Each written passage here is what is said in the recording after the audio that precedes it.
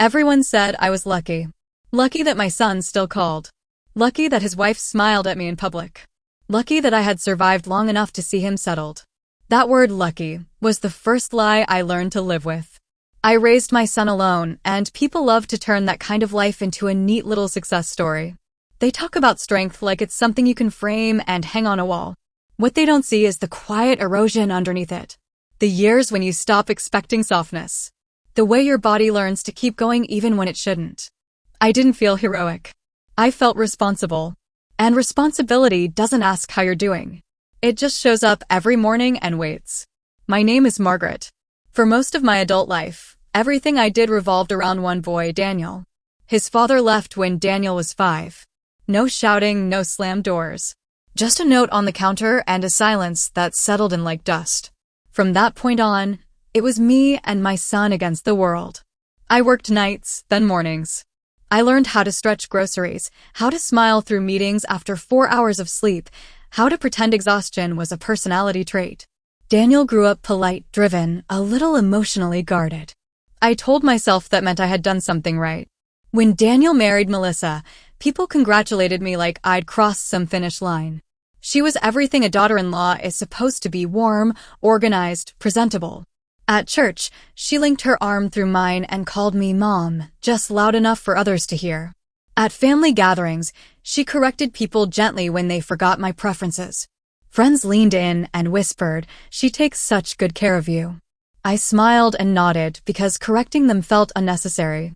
And because, at the time, I wanted to believe it too, the change didn't arrive like a storm. It came like a rearrangement.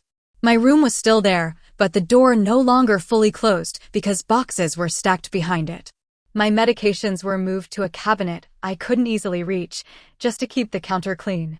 Meals became lighter, then smaller.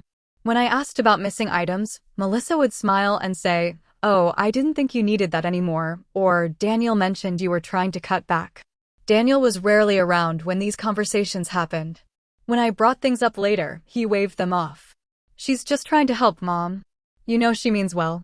I stayed quiet. Not because I didn't notice, but because I did. I told myself I was being mature. I didn't want to be that mother, the difficult one, the ungrateful one, the one who creates tension in her son's marriage. I had spent too many years holding things together to be the one who pulled at loose threads. So I adjusted. I learned new routines. I learned when to speak and when silence would keep the peace. I learned how to make myself smaller without disappearing completely. What hurt wasn't any single act. It was the accumulation. The way my presence began to feel conditional. Dinner plates cleared before I arrived downstairs. Conversations pausing when I entered a room. Decisions about my health, my schedule, my finances being discussed as if I were temporarily unavailable rather than permanently present. Melissa never raised her voice. She never insulted me outright. She just organized life in a way that didn't require my input. And because everything was done politely, it felt unreasonable to object. Daniel didn't see it. Or maybe he didn't know how to see it without admitting something uncomfortable. When I tried once, carefully, calmly, he sighed and rubbed his forehead like I'd handed him a problem he didn't have time to solve. "You're reading into things," he said. "You've always been sensitive, Mom." That word stung more than he realized. Sensitivity had kept me alive when everything else fell apart. But here, it was being used to dismiss me.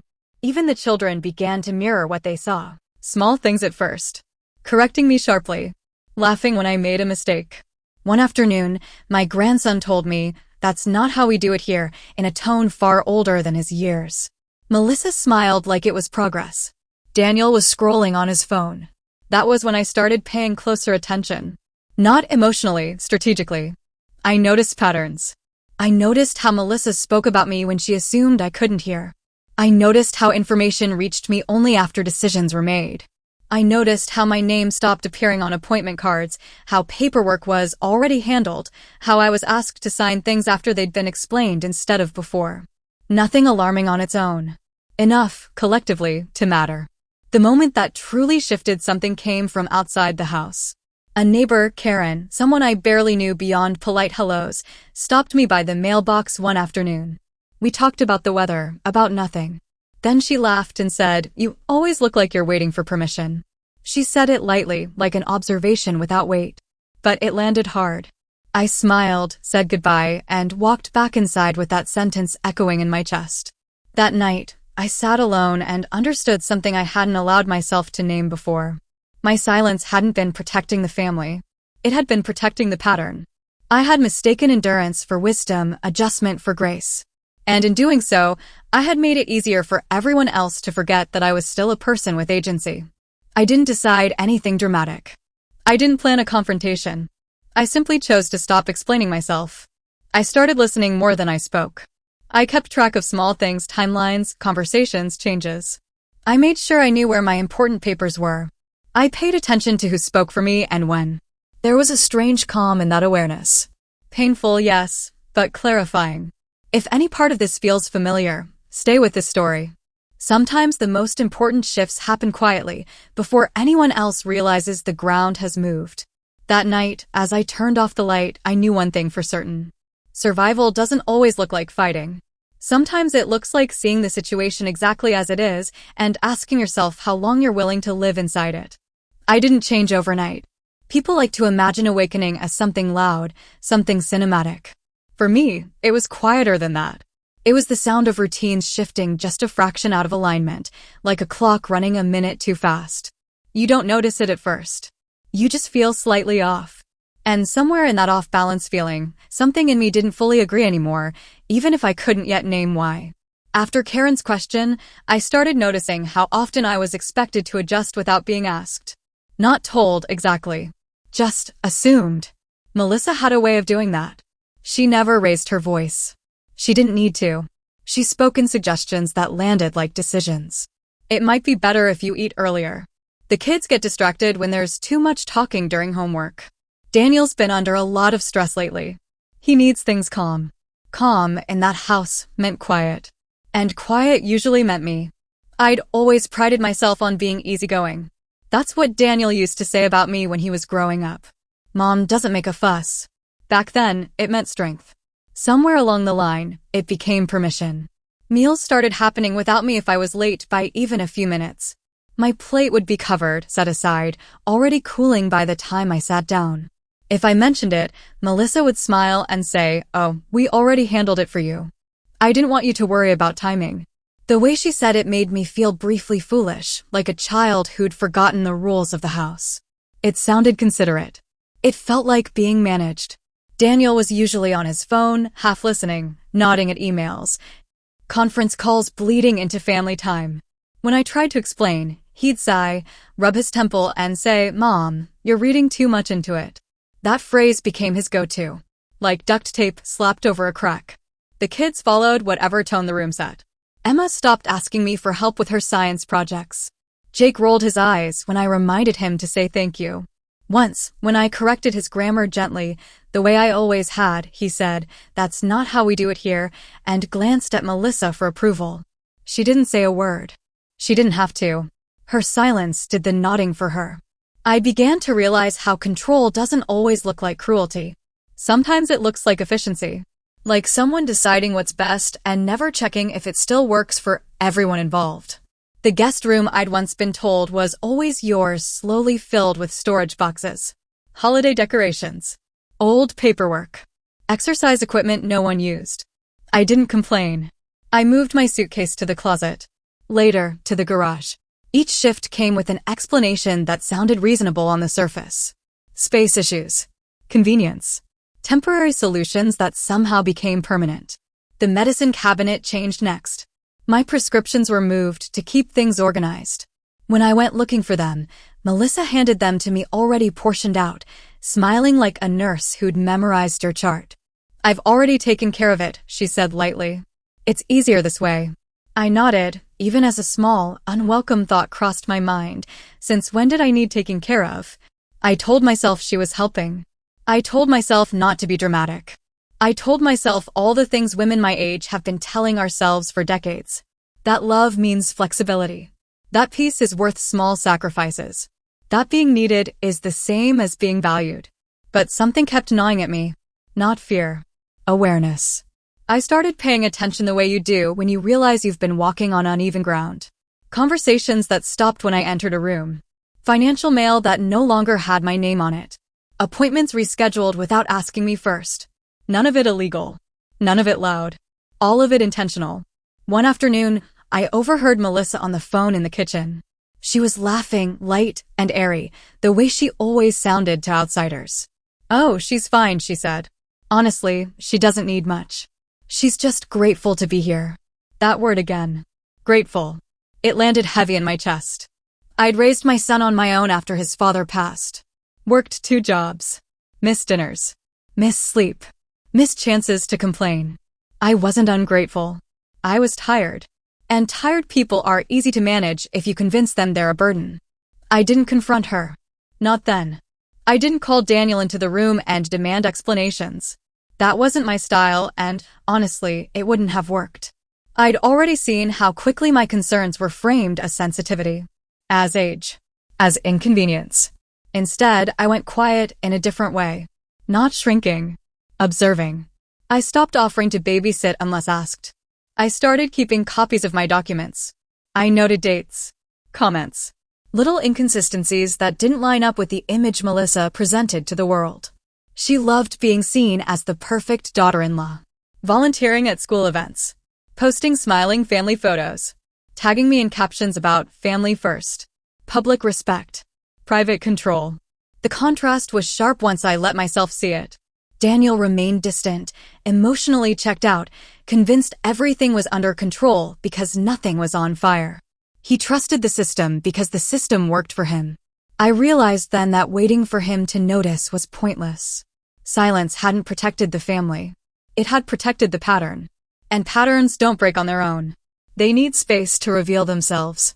So I gave it space. I stayed calm. I stayed polite. I stayed watchful. And somewhere beneath all that restraint, something steadier than anger took root. Clarity. The kind that doesn't rush. The kind that waits for the truth to trip over its own confidence. I used to believe that distance came from arguments. I was wrong. Distance comes from decisions being made without you, then explained as kindness. By the time I understood that, half my life in that house had already been rearranged. Not taken. Rearranged. My routines. My access. My place. Melissa had perfected the art of presenting change as concern.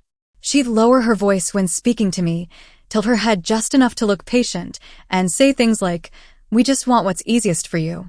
Easiest, I learned, usually meant quiet compliance. Daniel was still busy, still tired, still convinced everything was fine because nothing demanded his immediate attention. When I tried again, carefully, choosing my words the way you do when you're afraid of sounding ungrateful, he smiled thinly and said, "Mom, you don't have to worry about all this stuff anymore. We've got it handled." Handled. That word settled heavily. I wasn't included in what was being handled. I was what was being handled. It became obvious during the insurance appointment. Daniel couldn't make it, meetings stacked back to back, so Melissa offered to drive me. She chatted the whole way, easy and upbeat, talking about school fundraisers and neighborhood gossip. Inside the office, she took the seat closest to the desk. Papers were slid toward her first. Questions were directed at her instinctively, and she answered without looking at me. I sat there, nodding, listening to my own life summarized by someone else. When the agent asked about emergency contacts and medical preferences, Melissa smiled and said, "We'll take care of that. She gets overwhelmed by details." I opened my mouth, then closed it. The agent nodded, already moving on. It happened so fast I almost missed it. Almost. On the drive home, Melissa kept the radio on, some soft pop station. Humming along. "See," she said lightly. "That wasn't so bad." I watched the road instead of answering. Something inside me settled then, firm and cold. Not anger. Recognition. This wasn't accidental anymore. It was a system. The kids adjusted too, as kids do when rules change without explanation. Emma started asking Melissa before asking me, even for things I used to handle. Jake stopped telling me about school unless prompted, his answers clipped, distracted. When I reminded him to look at me when I spoke, he shrugged and said, "Mom says you don't like being bothered." That one stung. Not because it was cruel, but because it was efficient. A clean rewrite of who I was allowed to be. I began spending more time outside the house. Long walks. Library afternoons. Coffee shops where no one knew me well enough to manage me. One afternoon, Karen ran into me near the park. She looked at me carefully, the way people do when they sense a shift. "You okay?" she asked. Not politely. Not casually. Just directly. I surprised myself by saying, "I'm learning." She nodded like that made sense. That night, I went through my old files. Birth certificate. Social security card. Bank statements. Things I hadn't touched in years because I trusted where they were. I made copies. Not out of panic. Out of clarity. I started keeping my own small notebook, tucked into a side pocket of my purse. Dates. Phrases. Moments that didn't sit right. Not evidence. Memory. Because I understood something important then. Truth doesn't need dramatics. It needs consistency. Melissa didn't notice at first. She was too confident. Confidence makes people sloppy. She continued speaking for me in public, continued adjusting things without asking, continued presenting herself as the capable center of the household. Daniel continued trusting her because it was convenient. I stopped correcting him. I stopped explaining. Strategic silence isn't passive. It's selective. One evening, Melissa mentioned, casually, that she'd scheduled a follow-up appointment for me. "Just routine," she said. "I'll go with you again." I smiled and said, "Actually, I'll handle it this time." Her smile flickered. "Just for a second." "Are you sure?" she asked. "It's a lot." "I'm sure," I said. Calm. Steady. She recovered quickly, laughed it off, but something had shifted. She'd felt it. The smallest refusal can feel like defiance to someone used to control. From that point on, the air changed. Subtly. She grew more attentive in front of others, louder in her praise of me online, posting pictures with captions about how lucky she was to have such a sweet mother-in-law. At home, the quiet tightened. Decisions sped up. Daniel was looped into things faster, always with urgency, always framed as efficiency. I let it happen. I didn't interrupt the pattern. I let it stretch. Because systems under pressure reveal their weak points. And I could feel we were approaching one. I wasn't planning revenge. I wasn't plotting drama. I was preparing for inevitability. When you stop making yourself smaller, people who rely on that space panic. They start explaining too much. Moving too fast. Making choices that assume you're still invisible. Melissa still thought I was. That was her mistake. And I knew, without needing proof yet, that the truth wouldn't need my voice to surface. It would surface because she'd given it too much room to move. I learned something uncomfortable during that stretch of time. When people realize they're losing control, they don't always tighten their grip right away. Sometimes they smile harder. They overperform kindness. They make the house feel busy and bright, like noise can drown out shifts in power. Melissa entered that phase quietly. She started asking how I was feeling in front of Daniel, her voice warm, her hand resting briefly on my shoulder like proof. She'd say things like, "We're so lucky to have you here," and Daniel would nod, relieved, because harmony had been restored without effort. At home, behind the closed doors that mattered, the system kept moving. Appointments were still handled. Plans were still discussed as updates, not questions. The kids still followed her lead without thinking about it. What changed was me. I stopped filling in gaps. When Melissa spoke for me, I didn't rush to soften it. When Daniel assumed, I didn't correct him immediately. For a brief moment, I wondered if I was being unfair, if maybe I had misread the tone of things. Then the patterns repeated themselves, calmly, consistently, and doubt had nothing left to stand on. I let assumptions stack up. Assumptions create records. Records don't care about intentions. It started with the mail. I noticed envelopes opened that hadn't been before, placed neatly on the counter like they'd always been communal. Bank notices. Medical summaries. Nothing alarming on the surface, but the pattern was clear. I began picking them up slowly, reading them fully, then placing them back exactly where I'd found them. Melissa watched that once, just once, her eyes tracking the movement. "Oh," she said lightly. "I didn't realize you wanted those." "I always have," I replied. Same tone. Same volume. Her smile tightened. Daniel was traveling more for work then, or at least that's what he said. When he was home, he was tired in a way that made conversations feel transactional. Updates, not discussions. He'd sit at the table scrolling through emails while Melissa managed the rhythm of the house, and I'd sit across from them, listening to my life described in summaries. One evening, he mentioned something about adjusting the household budget. Just simplifying things, he said. Less stress for everyone. I asked one question. What does that change for me? He paused, surprised, then glanced at Melissa. She answered. Nothing important, she said quickly. Just back-end stuff. Back-end. Like I was no longer front-facing. I nodded and went back to my tea. Later that night, I wrote the word down in my notebook. Not because it hurt, but because it revealed something. Language tells you where you've been placed. The kids felt the tension before anyone named it. Emma became quieter around me, watching reactions the way children do when they sense misalignment. Jake tested boundaries more, small comments tossed out like feelers. Mom says it's easier if we just stick to one plan, he said once when I suggested something different. I didn't argue. I said, easier for who? He frowned, unsure, and wandered off. That mattered. Confusion is the beginning of thinking. Karen noticed too. She stopped by one afternoon with a container of soup. Nothing dramatic, just neighborly. Melissa greeted her warmly, chatted about schedules, kids' activities, the usual highlight reel.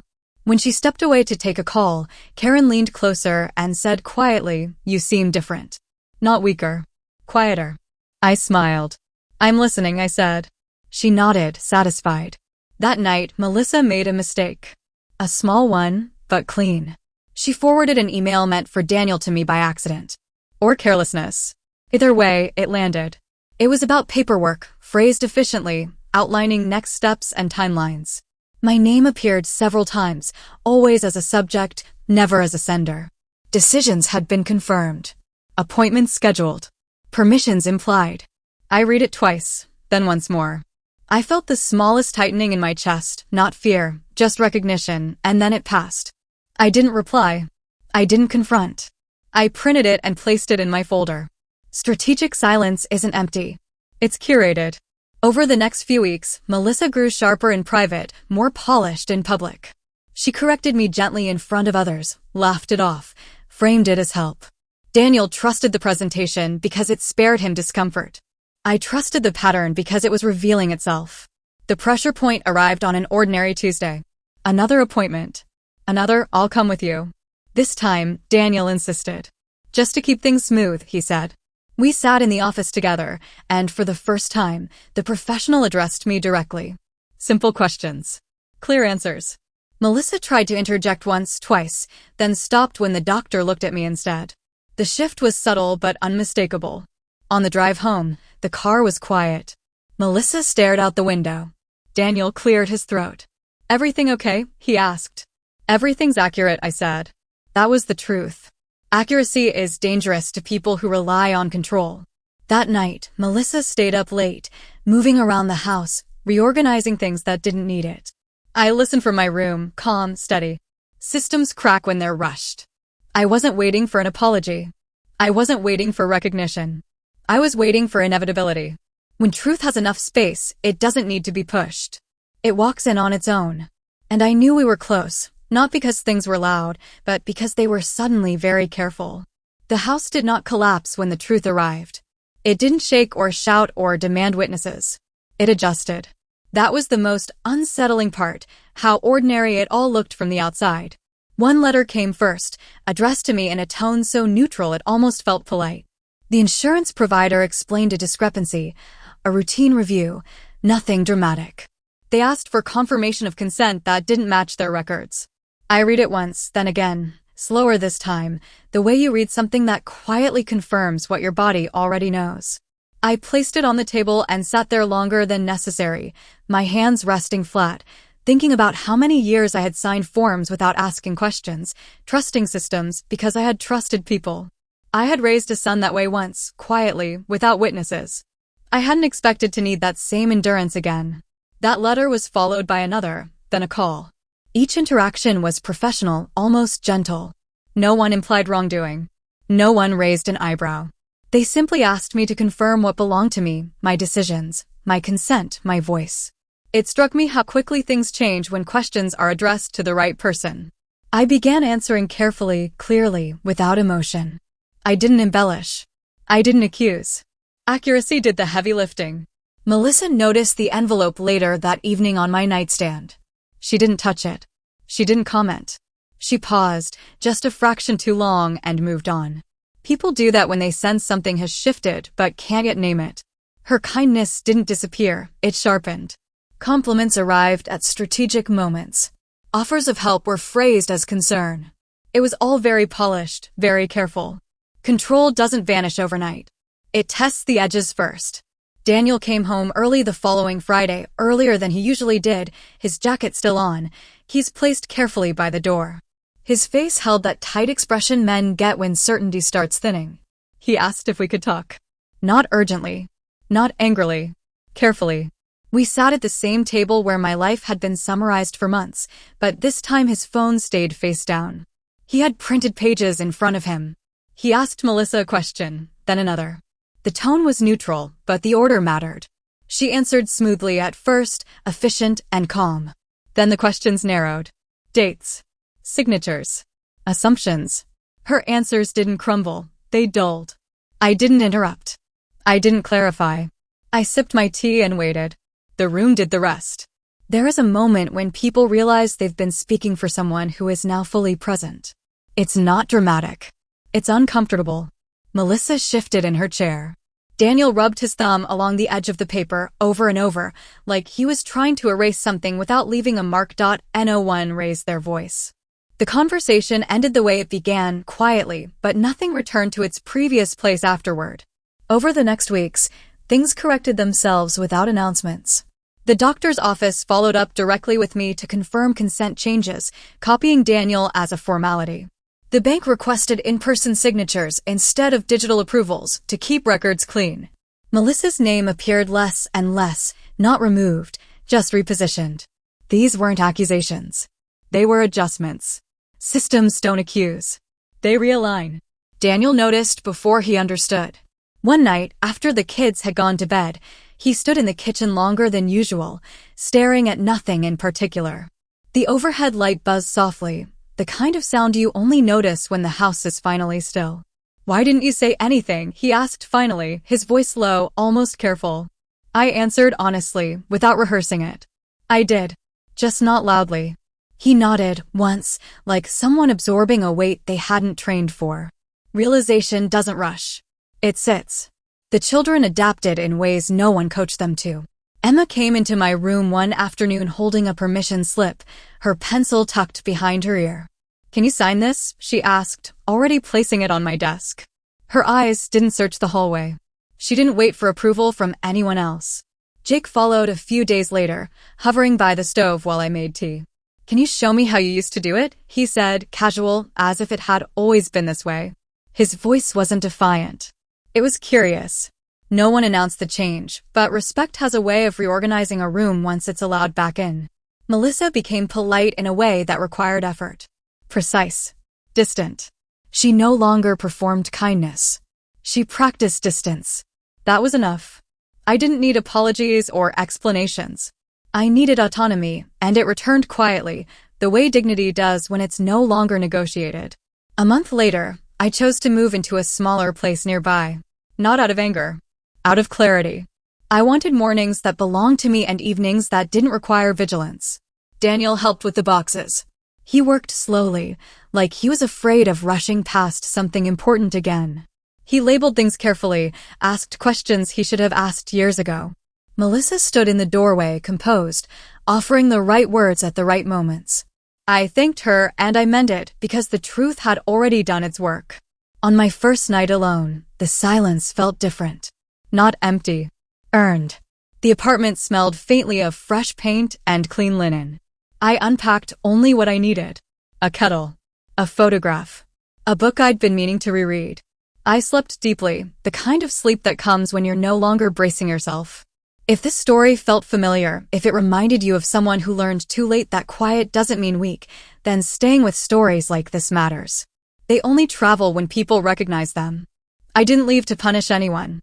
I left because I finally understood something simple and lasting. Silence isn't weakness. It's observation. And when observation is patient enough, dignity doesn't need to be demanded. It returns on time, with your name on it.